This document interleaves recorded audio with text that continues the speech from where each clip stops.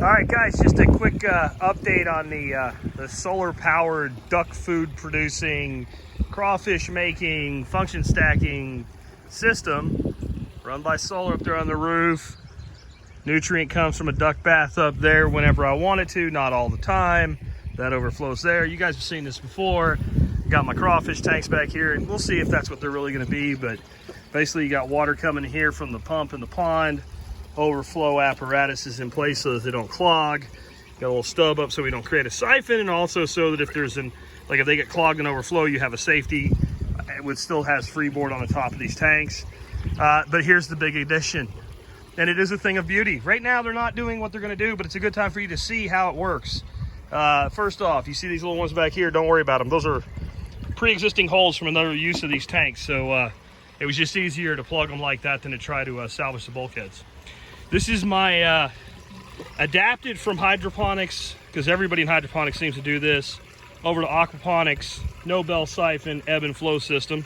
So these are holding a lot more water than they will hold when they're actually operating, because there's no media in here, right? So there's nothing to displace the water. But right now you can see what's happening. You've got 1/2-inch bulkheads on the bottom. Water's coming in through those. From that 1/2-inch feed line right there, there's a little 550 gallon per hour pump.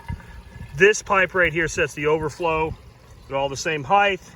They're all level. So basically it feels like one giant tank of overflow, or of like one giant tank for ebb and flow. And there they are. They're all working, all doing what they're supposed to do.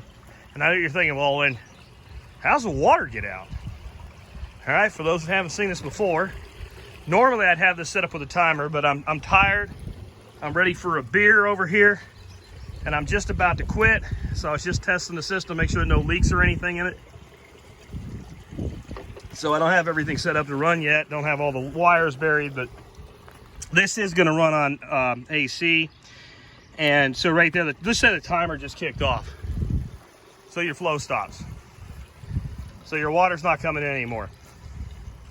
For a little while, we're still gonna have water draining out your overflow stacks. Pretty soon that'll stop. And what you'll see real quick already is your water flow, or your water levels, beginning to fall below even the overflow. How's that happening? All that's happening, guys, this pump right here, since it's not running, since it's pushing the water up and through, once there's no pressure on it, the water's backflowing. And I vent some of my extra pressure, so there's water right there coming out, but it'll backflow right through the pump. And I'm gonna sit here and wait. I'm gonna have to see how long this takes. And again, it's gonna take a lot longer, because there's a lot more water in here than there'll be in here when we have displacement from media. But that's it. And so now we've added 3 huge grow beds to this system. This system here is gonna be pretty impressive when it's done. We're learning as we go with it. This is definitely an experimental system, but we'll catch up with you guys later.